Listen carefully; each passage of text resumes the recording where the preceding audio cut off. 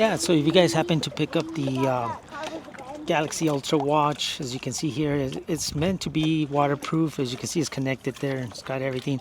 But once you put it in the water, you're going to see it will disconnect from the phone. Let's see. Let me see how long it takes it for disconnect. Because I actually tried it and it got disconnected. Maybe it was too far away from it. I got the phone closer now this time. So let's see. Oh no, there you guys go.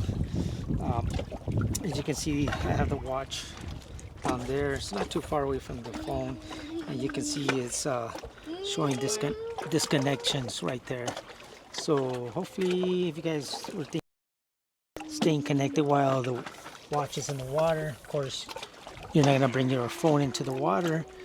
Um, it's gonna disconnect. You can see there connected back. So yeah, I just wanted to show you guys. But it's been a great watch.